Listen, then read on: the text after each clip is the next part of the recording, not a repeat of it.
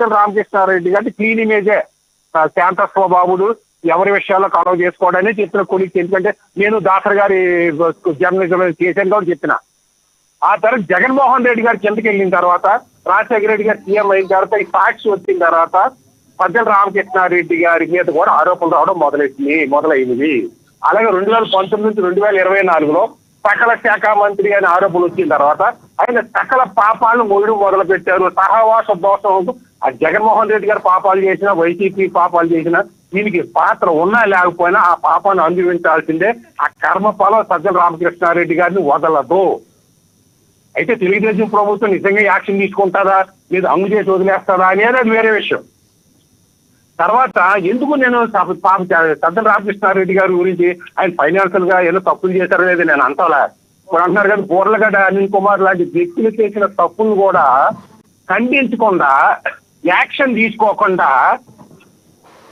లేదా దీని మీద ఇటువంటి వ్యక్తులు అనేక మంది, ఒక అంబటి రాంబాబు కావచ్చు, పేరుని నాని కావచ్చు, ఇటువంటి వ్యక్తుల్ని లేదా చంపేసి దోదెల్లి చేసిన దళితులు, డాక్టర్ సుధాకర్ మీద నది రోడ్డు మీద పిచ్చోడి కింద ముద్రేసి చేసినప్పుడు కానీ ఖండించకుండా ఉండడం సజ్జల రామకృష్ణారెడ్డి గారు చేసిన పాపం. తర్వాత ఏదో మన లక్ష్మణరావు గారు అంటారు క్రియేట్ చేశారు, లేదా మన సజ్జల రామకృష్ణారెడ్డి గారు కూడా మీడియాలో క్రియేట్ చేయడం ఏంటి? తెలుగుదేశం పార్టీ ఆఫీస్ మీద దాడి జరిగింది, అది వాస్తవము. అది చంద్రబాబు నాయుడు క్రియేట్ చేయలేదు, అక్కడ చౌదరి గారు క్రియేట్ చేయలేదు, నేను క్రియేట్ చేయలే. కొంతమంది వచ్చారు, దాడి చేశారు, అది రికార్డ్ అయ్యింది. దానికి పాత్ర ఉందో లేదో చెప్పాలి కానీ చంద్రబాబు నాయుడు కేసు క్రియేట్ చేశాడంటే అసలు ఇక్కడ సజ్జల రామకృష్ణారెడ్డి గారికి లేదా దాడి చేసిన వాళ్ళ మీద ఖచ్చితంగా శిక్ష పడాలి. అలాగే వాళ్ళకే కాకుండా ఆ కేసు నీరుగార్చిన నిజమైతే ఆ నీరుగార్చిన పోలీస్ ఆఫీసర్ కింద ఉన్న స్టేషన్ ఆఫీసర్ నుంచి, సబ్ ఇన్స్పెక్టర్ నుంచి, సిఐ నుంచి డీజీపీ వరకు యాక్షన్ తీసుకుని వ్యవస్థలు రావాలి. నీ ఒక్క కేసు అంటే రాజకీయంగా దెబ్బలాడుకుంటే కింద అధికారులు నాటకాలు ఆడేస్తున్నారు. ఒక్క నిమిషం సార్, అధికారులు శిక్షించే వ్యవస్థ వస్తే తప్ప ఈ పోలీసు ఎలా నాటకాలు ఆడుతున్నా టీడీపీ ఉంటే టీడీపీకి అనుకోవాలి, వైసీపీ ఉంటే వైసీపీకి అనుకూలంగా ఉండదు. లేకుండా వ్యవస్థలు పోలీసులు కూడా శిక్షించాలి, రెవెన్యూ ఆఫీసులు కూడా శిక్షించాలి. రైట్ అక్షర సత్యం గారు, మళ్ళీ వస్తాం.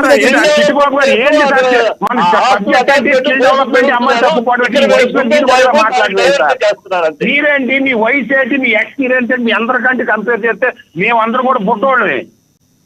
ఏం మాట్లాడుతున్నారు సార్ చిట్టుబాబు గారు? బూతులు తిట్టేవాడిని కూడా మీరు సమర్థించున్నారంటే ఏంది సార్? మన వయసు ఎంతో నాకు తెలీదు.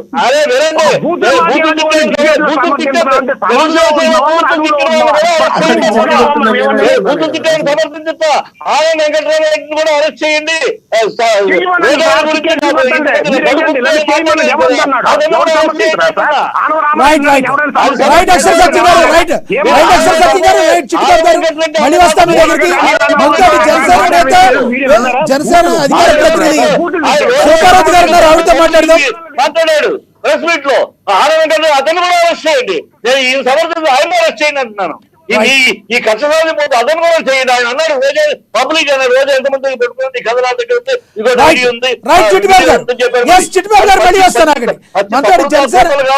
జనసేన నేత